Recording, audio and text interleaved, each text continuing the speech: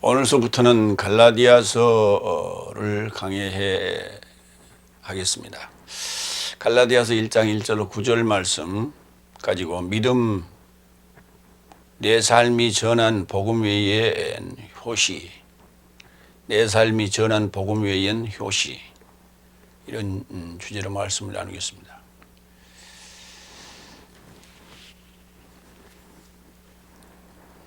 갈라디아서는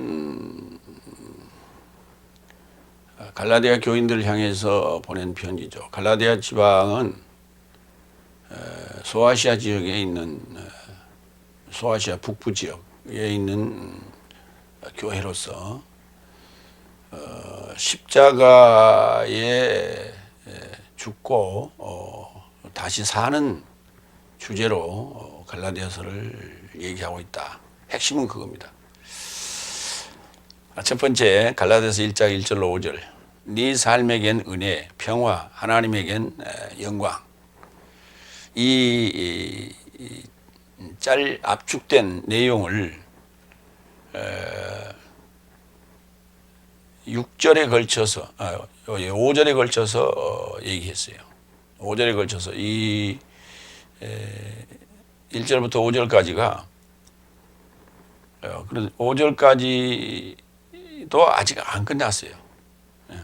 그런데 이제 거기서 아멘 하고 이제 끝을 냈죠.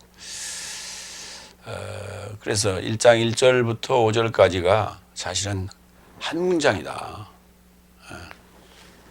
크게 나누면 두 문장으로 나눌 수가 있는데 그 한 문장으로 지금 이어져 있다. 그것을 이제 중간중간에 절을 구분해 놓다 보니까 이게 뭐 5절이다 해서 절 단위로 끊어서 우리가 이해하는 그런 차원이 있는데 그렇다라는 얘기를 말씀을 드립니다. 첫 번째로 1절, 2절, 3절까지 사람으로 인한 것도 아닌 사람 삶으로부터도 아닌, 그러니까 원인은 사람이라는 거예요. 그 다음에 보내온 것도 사람으로부터 온 것도 아닌 오로지 예수 그리스도와 죽음 삶에서 그를 일으키신 하나님의 아버지로 인한 파울로스 사도, 그러니까 부활, 죽음에서 일으키시는 부활로 그게 출발점이다. 그게 출발점이다. 그러니까 6째 날 말미 그리고 7째 날에 진입하는 그 부활이 원인이 되고 그 원인이 된 자들이 파울로스 사도와 나와 함께한 모든 형제 삶이 주어가 되겠습니다. 이게 주어가 되겠습니다. 그래가지고 갈라디아 교회 삶에게 보내는 거예요. 그러니까 사형식 문장이 되겠습니다.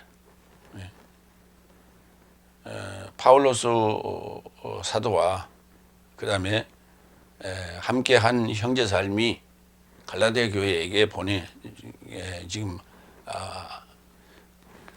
가는데, 편지를 보낸 것도 아니고 가는데 하나님 아버지와 내 삶의 주 예수 그리스도로부터 은혜와 평화다. 보냄을 받은 것이 이제 프로 몸으로부터 아포라는 전치사를 써서 하나님 아버지로부터 내 삶의 주 예수 그리스도로부터 분리되어진 은혜와 평화다. 그러니까 파울로스 사도와 형제 삶이 곧 은혜와 평화다는 거예요. 누구로부터? 원인은 하나님으로부터. 하나님으로 인하여서 그 부활된 존재로서, 그 다음에 하나님과 예수 그리스도로부터 보냄을 받은 은혜와 평화다. 네.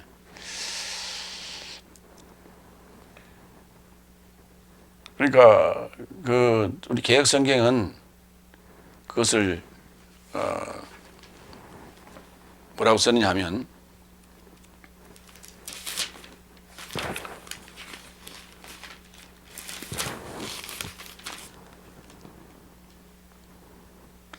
은혜와 평강이 있기를 원하노라 이랬어요. 은혜와 평강이 있기를 원하노라. 은혜와 평강이 있기를 원하노라. 있기를 원하는 노라라고 하는 있다는 단어도 없고 그다음에 원한다는 단어도 없어요. 그냥 그 의역을 그렇게 한 거예요. 왜냐하면 이제 그렇게 편지 서문처럼 얘기를 했는데 설령 편지라 하더라도 핵심은 바울로스 사도와 함께한 형제삶, 디모데 아니면 티토스 등 형제 삶이 주어가 되는 것이고, 그 다음에 은혜와 평화가 보호가 되는 거예요.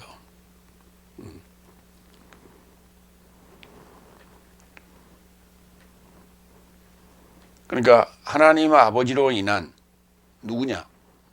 주어죠. 바울 사도와 모든 형제 삶이에요. 하나님 아버지와 내 삶의 주 예수 그리스도로부터 뭐뭐에게 갈라디아 교회 삶에게로 보내진 은혜와 평화다, 이런 얘기예요. 얼른 이해가 잘 안 되죠. 우리는 이제 은혜와 평화라고 하는 이 단어는 명사적 개념보다는 형용사적인 표현으로 많이 사용되었죠. 그래서 여기도 이제 은혜와 평화가 있기를 원한다 이렇게 했었는데 그런 얘기 아니에요. 그러니까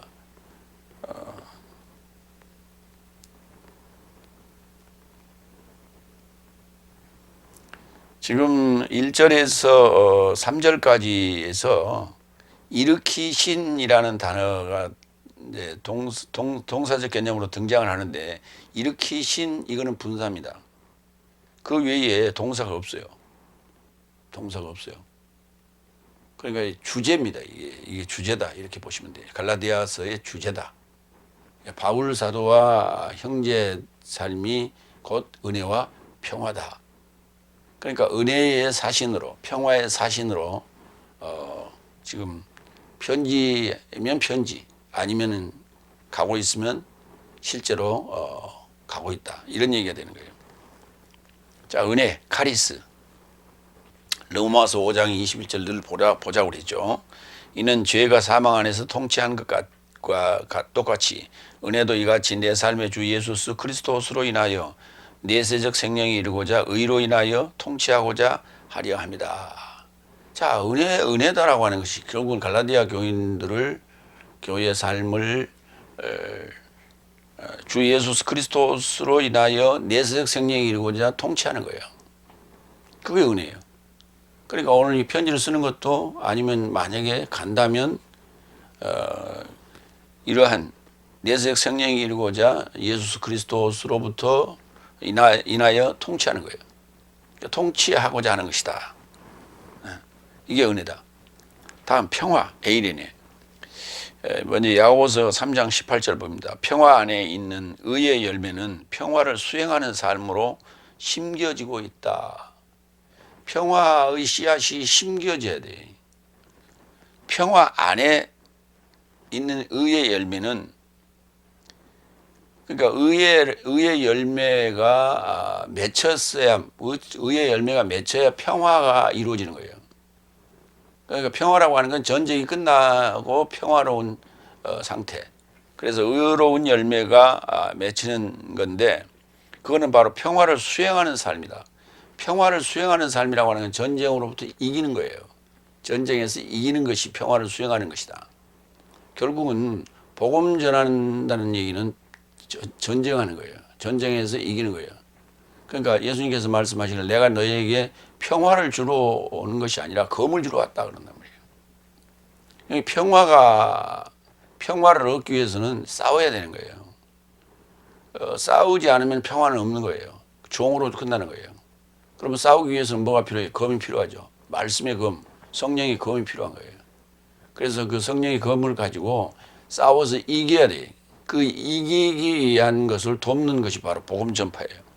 그래서 그걸 이겨야만이 진정한 평화를 우리가 얻을 수 있는 것이다. 그래서 평화 안에 의의 의로운 열매가 그것을 맺히게 하기 위해서는 평화를 수행하는 삶으로 심겨지는 의의 열매가. 그러니까 그냥 전쟁이 끝나는 것은 전쟁이 끝났다 하는 것은 이긴 쪽도 진 쪽도 폐허예요. 이긴 쪽도 진 쪽도 폐허예요. 그런데 성경이 말하는 이 전쟁은 이김과 동시에 의의 열매가 주렁주렁 열려 있는 거예요. 이김과 동시에 그때부터 다시 폐허를 다시 건축하고 건설하고 하는 그것이 아니라 승리 자체는 의로운 열매로 가득 차 있는 거예요. 그래서 의로운 열매로 가득 차 있을 때야만이 그게 평화지, 폐허 상태에서 가지게 되는 그런 전쟁의 승리, 그건 사실 완전한 평화가 아닌 거예요. 반쪽 평화죠. 로마서 8장 6절. 육체의 생각은 사망이요 영의 생각은 생명과 평화이기 때문에. 영의 생각이라니까요. 영적 승리예요. 세상적 전쟁에서의 평화, 전쟁과 평화를 우리가 비유합니다만 결국은 영적 전쟁의 승리예요. 바로 영적 전쟁의 승리라고 하는 것은 바로 영의 생각으로 가득 채워진 것이다. 의로운 열매가 바로 영의 생각으로 가득 채워진 것이다. 바로 이게 평화다 이렇게 말하고 있는 거예요. 그래서 평화가 바로 하나님 나라예요. 두 번째 4절 5절 봅니다. 하나님과 내 삶의 아버지의 뜻을 따라 악한 현재 세대에서 내 삶을 어떻게든 건지려고 내 삶의 죄 삶에서 초월하여 자신을 드렸던 분, 그에게 현세 삶에 속한 내세 삶에 이루고자 영광이다. 아멘. 이제 여기서 그냥 그 영광이다. 아멘 그랬는데, 영광이 저에게 세세토록 있을지어다 이렇게 했는데, 있을지어다는 없어요. 있을지어다는 없어요. 여기도 마찬가지로 동사적 표현이 건지시려고 이런 이게 나와요. 건지시려고 동사 하나 있어요. 건지시려고 내 삶의 죄의 삶에서 초월하여 자신을 드렸던 분이에요. 그분이 누구예요? 예수님 아니에요. 예수 그리스도스. 그에게 현세 삶에 속한 내세 삶에 이루고자 영광이다. 영광. 예, 이다도 없어요, 사실은. 영광. 아멘. 하나님과 예수 그리스도스에게 현세 삶에 속한 내세 삶에 이루고자 영광이다. 아멘. 영광. 독사.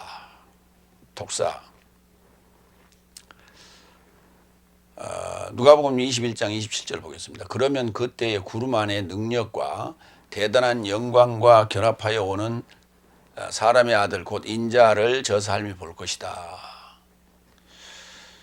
대단한 영광과 결합하여 온다. 그러니까 우리는 영광 하니까 무슨 그 성화에서 보듯이 후광, 머리를 중심으로 해서 주변에 아우라가 이렇게 펼쳐진 그런 후광의 모습으로 온다. 이렇게 지금 우리가 지금 그려봅니다. 그 상상하고 그려봅니다. 그런데 이 영광이라고 하는 헬라어로는 독사지만 히브리어로는 카보드예요.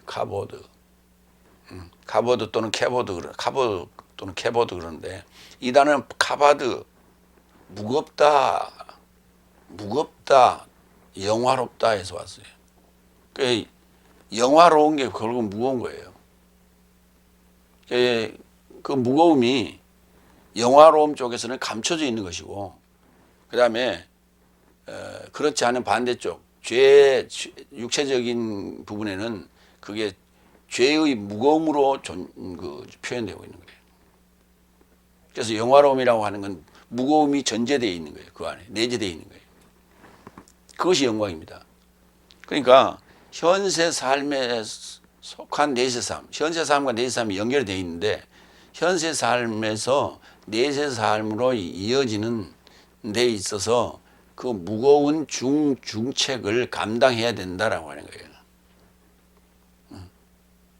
그런 무거운 중책을 감당하실 분이다. 예수 그리스도스가 그런 얘기입니다.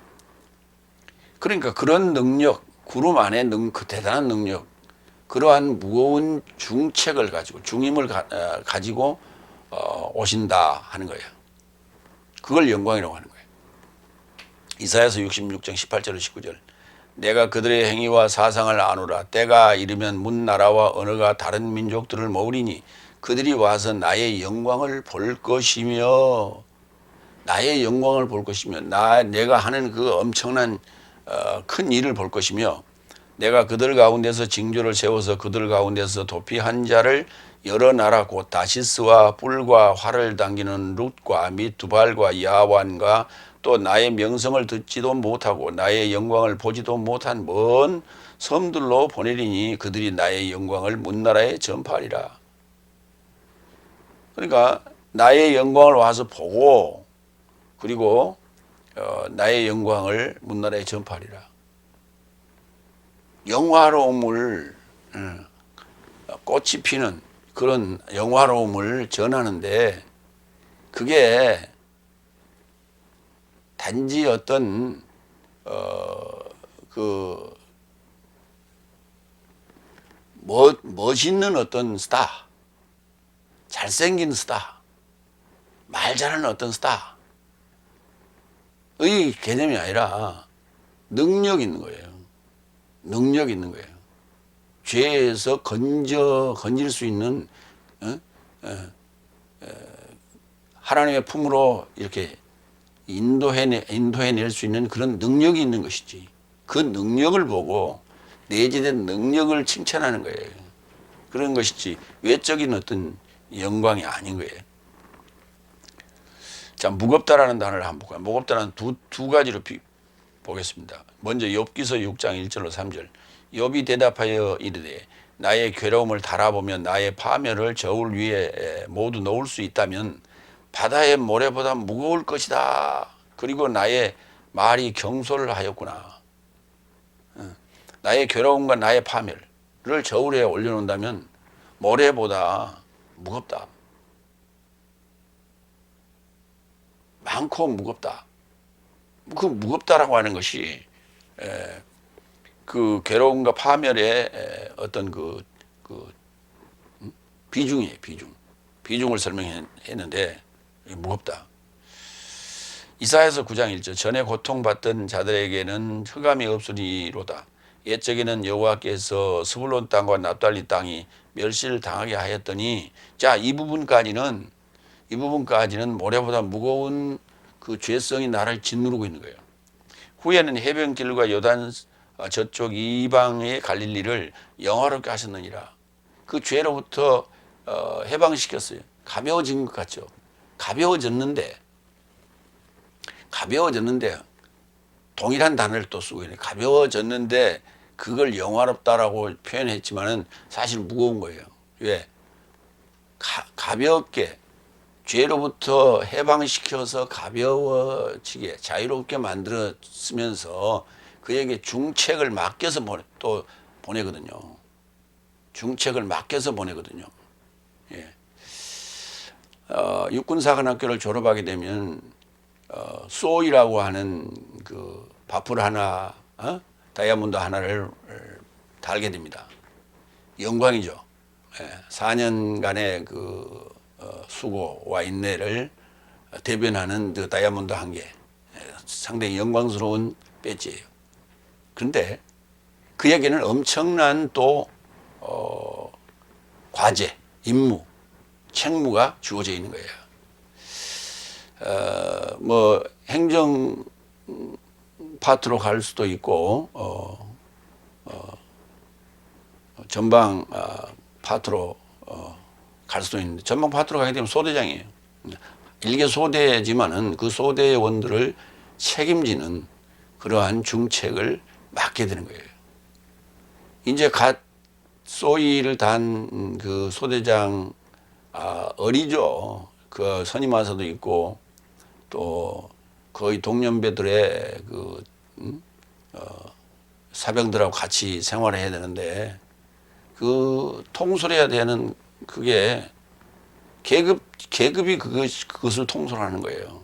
그런데 단지 계급으로만 짓눌러서 될 문제는 아니죠. 지도력, 인성, 그 다음에 덕성 여러 가지가 같이 어우러지면서 그들을 통솔하게 되는 거예요. 그러한 걸 원활하게 할 수 있는 책무, 중임이 그에게 주어졌다. 그게 바로 영광인 거예요. 영광. 그래서 이방의 갈릴리를 영원하게 하였다. 죄로부터 건져냈다. 그런데 우리는 구원받았다라고 하는, 건짐을 받았다라고 하는 그것으로 끝나는 거예요. 많이 거기서 지금 끝나고 머물러 있는 거예요. 그게 바로 우리가 지금 이해하고 있는 영광이고 영화로움인 거예요. 근데 그 기본 단어는 무겁다는 거예요. 죄로부터 건짐을 받아서 그 부분에 대해서는 내가 가벼워졌어. 그러나 나에게 또한 중책이 주어져 있다라는 것이 영광이고 영화로움인 거예요. 그걸 잘 이해하시기 바랍니다. 그러니까 그런 영화로움을 영광을 가지신 분이 해야 될 일이 현세 삶에서 내세 삶까지 우리를 인도해 내셔야 돼. 인도해 가셔야 돼. 그런 중책을 맡게 된다라는 얘기예요. 두 번째로 갈라디아서 1장 6절로 9절. 네 삶이 곁에 취한 복음 외에 것을 전하거든 효시가 있으라. 복음의 중요성을 지금 얘기하고 있고 복음의 디테일함을 지금 설명합니다. 그러니까 복음은 일반적으로 은혜다, 사랑이다 라는 두 단어를 가지고 두루뭉술을 자꾸 만들어버려요. 코에 걸면 코걸이요, 귀에 걸면 귀걸이식으로 그냥 이래도 흥 저래도 흥 하는 식의 좋은 게 좋다라고 하는 개념으로 자꾸 이해하도록 얘기하고 있는데 설교하고 있는데 그게 아닌 거예요. 은혜라고 하는 것은 내세적 생명이 이루고자 주 예수 그리스도께서 통치하는 거예요. 내세적 생명이 이르지 않으면은 아무 의미가 없어요. 현세에서의 영광은 아무 의미가 없어요. 그러니까 복음의 정확한 개념이 뭐냐라고 하는 걸 우리가 알고 그것이 우리가 법적 판결을 하듯이 정확하게 이해하고 적용해야 된다. 만약에 그렇지 않다면 효시, 목을 잘라서 장대 위에 매달아 많은 사람들이 볼 수 있도록 걸어놔라. 무서운 얘기죠. 효시하라. 효시가 있으라. 먼저 세 번째 6절. 그리스도스의 은혜 안에 네 삶을 초청하신 이로부터 색다른 복음에 이르고자 네 삶이 이처럼 속히 변절하는 것을 나는 놀랍다. 그리스도스의 은혜 안에 네 삶을 초청하는 거예요. 이게 복음인 거예요. 그리스도스의 은혜 안에 그리스도스가 내세적 생명이 이르고자 나를 통치하도록 또 누군가를 통치하도록 네 삶을 초청하는 것, 초청하는 것, 그 초청하는 초청의 편지, 초청의 메시지, 이게 복음인 거예요. 그리스도스의 은혜 안에 들어가게 하는 거예요. 그러니까 반드시 통치를 받아야 돼. 자기 멋대로 해석하면 안 돼. 그 색다른 복음에 이르고자 네 삶이 이처럼 속히 변절하는 거예요. 내가 잠시 안 보인다고 해서 색다른 복음을 받아들인다는 것은 참 이해할 수 없다. 이해할 수 없다. 복음 정확하게 이해해야 돼. 그리스도스의 은혜 안에 초청하는 것, 이게 복음이다. 정의를 하시기 바랍니다. 좋은 소식인데 그 좋은 소식이라고 하는 그 유한겔리온이 뭐냐? 그리스도스의 은혜 안에 내세적 은혜라고 하는 건 내세적 내세에 이르고자 통치하는 거예요. 내세에 이르고자 통치하는 거예요. 내적 생명이 이루고자 통치하는 거예요. 이게 바로 은혜다. 그 통치를 위해서 그러니까 사실 밖에 놔두면 지금 위험하죠. 그러니까 이 울타리, 담장이 있는 그 울타리 안으로 모든 그 짐승들을 몰아넣는 거예요. 이게 은혜 안에 들어가는 거예요. 그리스도스의 은혜 안에 들어가는 거예요. 그게 복음이다. 그러니까 왜 우리를 자유롭게 마음대로 살도록 하지 않고 교회에서 율법으로 우리를 통제하고 우리를 통치하고자 하느냐 하는 게 일반인들의 생각일 거예요. 그런데 그것이 결국 넷째 날, 다섯째 날, 여섯째 날을 거쳐서 그리스도스의 통치, 내세적 생명이 이루고자 통치를 받는 그 상황으로 이제 발전해 가는 거예요. 근데 처음에는 술 마시던 거, 담배 피던 거, 뭐 나이트 클럽에 가던 거, 뭐 맨날 주일날 어디 놀러 가는 거 이런 것들을 못 하게 되니까 상당히 그게 억압으로 비춰지고 그렇게 생각이 들 수밖에 없죠. 그러나 진정한 그것이 자유자의 삶을 살게 하기 위한 하나님의 생각이다 하는 것을 알아주셔야 한다. 네, 세 번째 6절. 그리스도스의 은혜 안에 내 삶을 초청하신 이로부터 색다른 복음에 이루고자 내 삶이 이처럼 속히 변절하는 것을 나는 놀랍다. 변절. 예. 여기 색다른 복음에 이루고자 에이스 헤테론 유한겔리온 색다른 복음화 하는 거예요. 색다른 복음화. 그러니까 전혀 다른 것을 색다른이라는 거예요. 다르다라고 하는 우리가 일반적으로 다르다 그러면 전혀 다른 것으로 이해하는데 그 색다르다, 전혀 다르다, 다르다 왜 이렇게 우리말도 이렇게 표현이 세 가지나 있을까요? 그러니까 전혀 다르다, 색다르다는 같은 개념이에요. 근데 일반적으로 그 색이나 전혀란 그 부사가 빠졌단 말이에요. 그런데 그 다르다 그랬어요. 다른 것은 그러면 다른 거냐? 그래서 그 구분이 지금 우리는 지금 정확하게 없어요. 그래서 다른 건 다른데 비슷하게 다른 거예요. 그것을 우리가 유사한 이렇게 얘기해요. 유사한. 색깔이 비슷해 보여요. 얼른 봐서는 구분이 잘 안 돼. 그래서 우리가 성경에서는 두 가지로 이해하셔야 돼. 헤테로는 전혀 다른, 알로스는 색다른, 유사한 다른 그렇게 이해하셔야 돼. 오늘 여기 등장하는 단어는 색다른이라는 헤테론이라는 단어예요.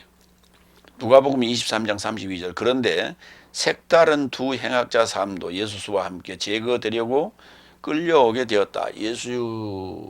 예수께서 십자가에 못 박히실 때 좌우에 있던 두 행악자 삶, 색다른 두 행악자 삶이라고 했어요. 둘 입장도 전혀 색다르고, 전혀 색다르죠. 예수님하고도 사실은 색다른 거예요. 그래서 죄목도 다르죠.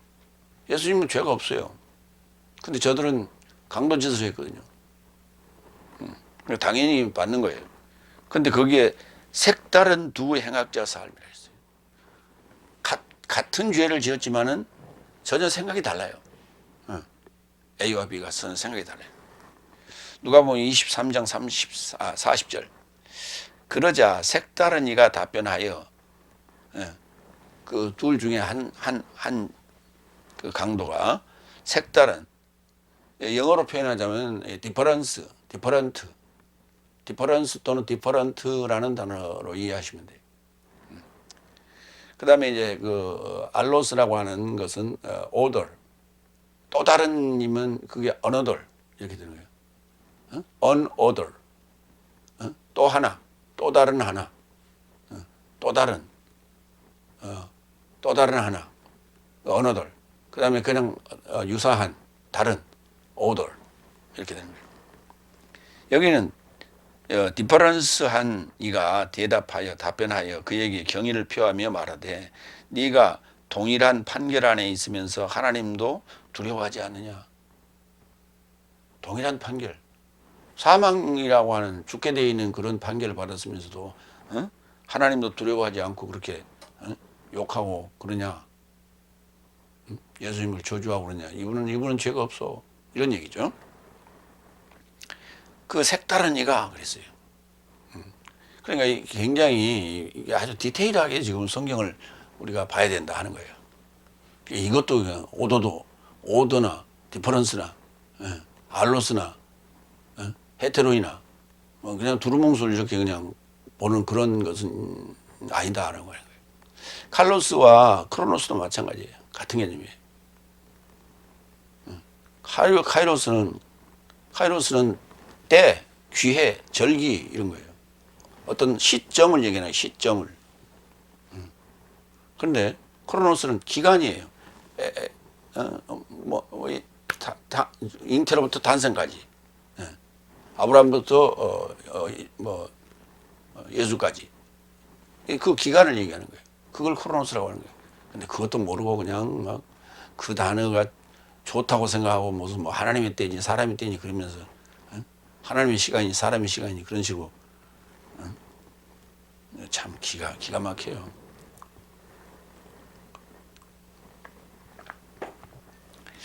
그 크로노스 하나를 정의를 어떻게 하느냐에 따라서 성경의 해석은 전혀 달라지는 거예요.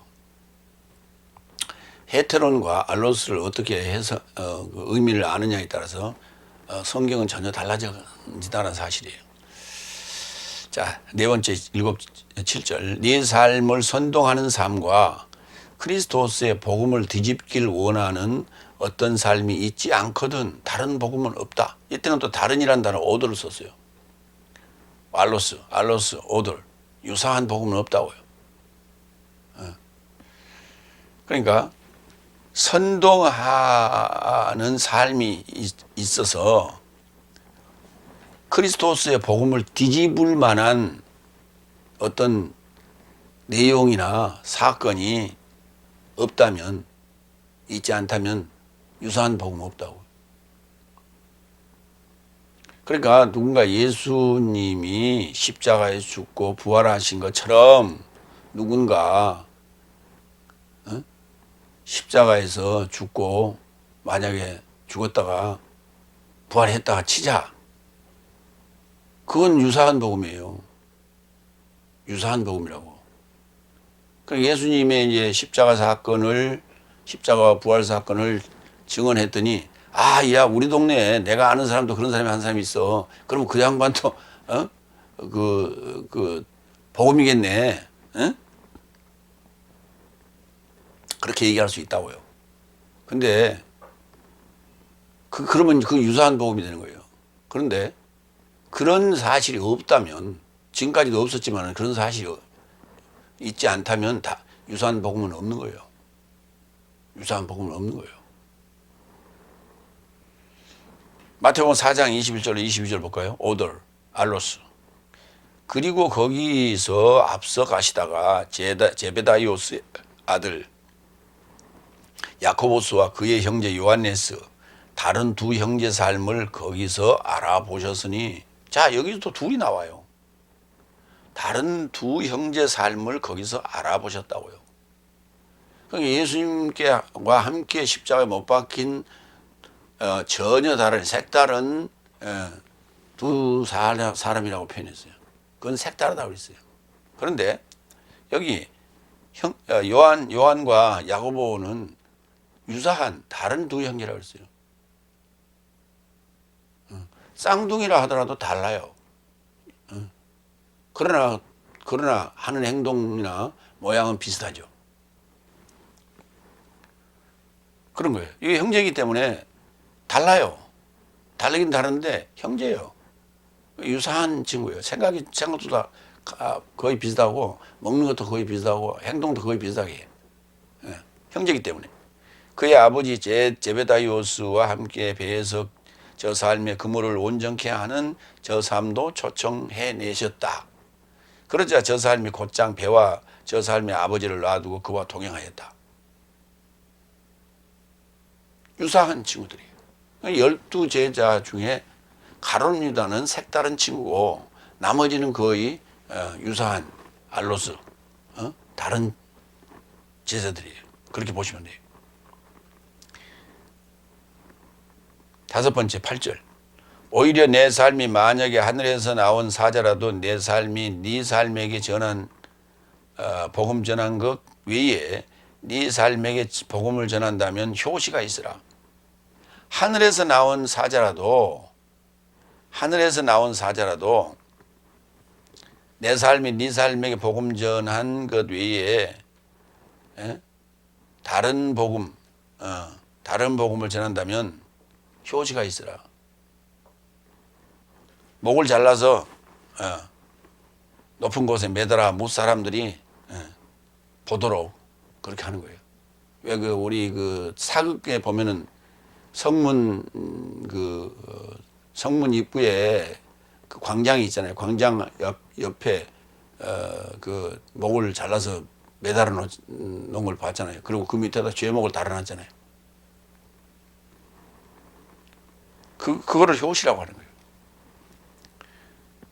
올려서 이렇게 올려서 놓는다, 올려놓는다 이런 얘기예요.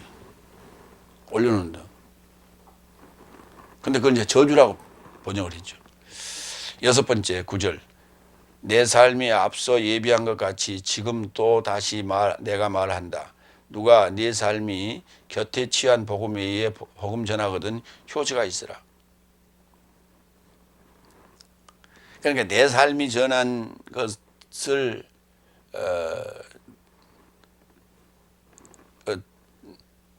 내 삶이 전한 것 외의 것을 전하면 효시가 있으라.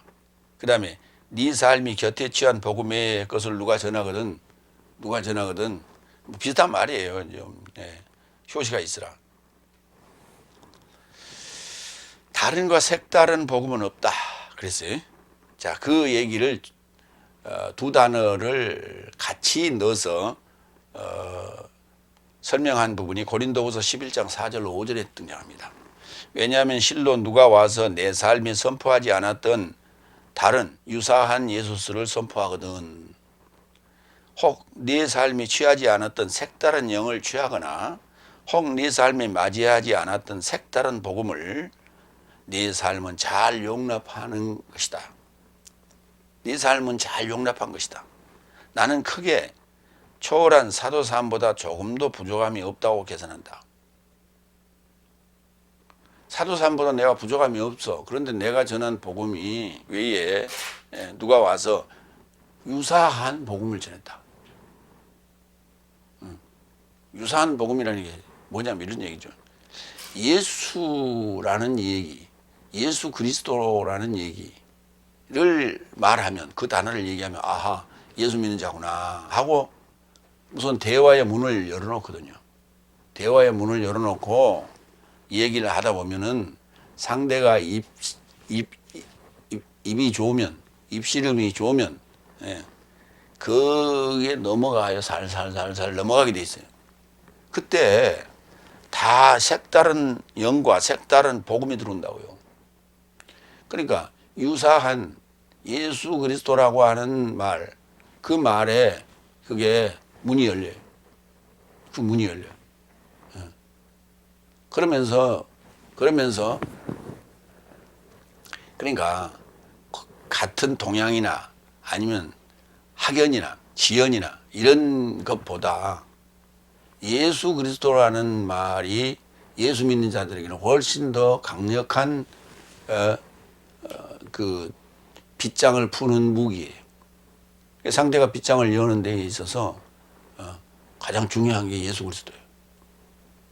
그래서 왜 지나가면서 이렇게 전단지 주면서 예수 믿습니까? 예수 믿으세요? 이러잖아요.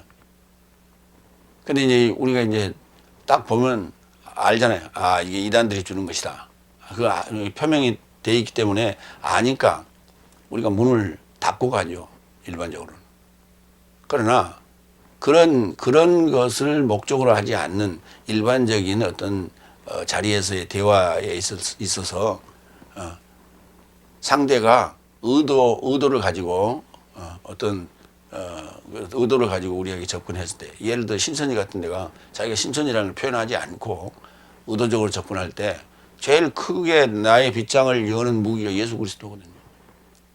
그게 바로 유사한 예수스를 선포하거나 이거요. 유사한 복음이 아니라 유사한 예수스를 선포하는 거예요. 그리고 그때 빗장을 열면 그때 자기도 모르게 살살살살 그의 말에 빠져들어가기 시작하는 거예요. 다른 복음, 색다른 복음. 지금 고린도 교회도 그렇게 미혹돼 버렸고 갈라디아 교회도 지금 그렇게 미혹된 것을 지금 얘기했어요. 그러니까 파울로스의 입장에서는 자기가 전했던 복음 외에 다른 것들이 들어가서 그들을 미혹하는 이 상황을 볼 때 아주 속이 좋지 않았어요. 속이 굉장히 불편했어요. 그리고 매우 걱정스러웠어요. 오늘날 우리도 마찬가지입니다. 오늘날 우리도 마찬가지예요. 여기서 정확하게 설명 다 해줬어요. 그랬더니 설명을 다 해줬더니 그 설명을 듣고 그쪽이 궁금해서 그쪽으로 가는 사람이 있어요. 참 안타까운 일이죠. 내가 그 뭐하러 그 얘기를 해서 가지 말라고 얘기했지. 근데 도리어 그쪽을 찾아가요. 참 기가 막힌 사람들이 다 있어요.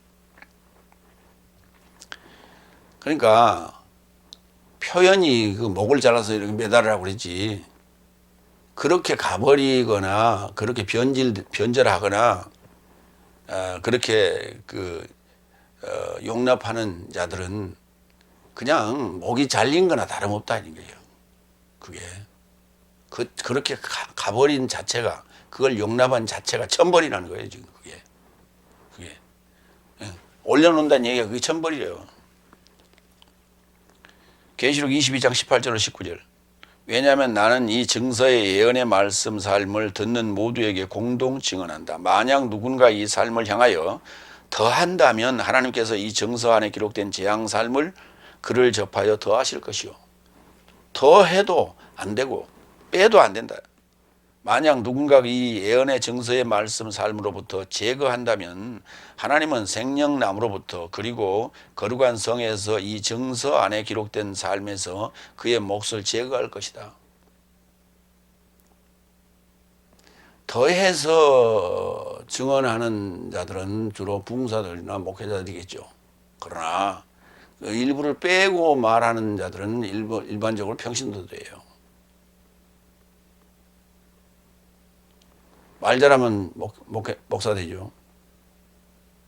말은 잘 못해. 그러니까 그 줄거리 겉절이 다 떼버리고 나면 몽둥이만 남는 거죠. 이 몽둥이만 증언해서는 안 된다니까. 은혜가 뭐냐? 내세 성령이 이루고자 예수 그리스도스가 통치하는 거예요. 그 그리스도스의 통치 안에, 은혜 안에 들어가게 하는 거예요. 들어가게 하는 거예요. 그게 복음인 거예요. 복음에 대한 정의를 하시기 바랍니다. 마무리합니다. 하나님 아버지로 인한 바울 사도와 모든 형제 삶이 하나님 아버지와 내 삶의 주 예수 그리스도로부터 갈라티아의 교회의 삶에게 은혜와 평화요. 그에게 현세의 삶에 속한 내세 삶에 이루고자 영광이다.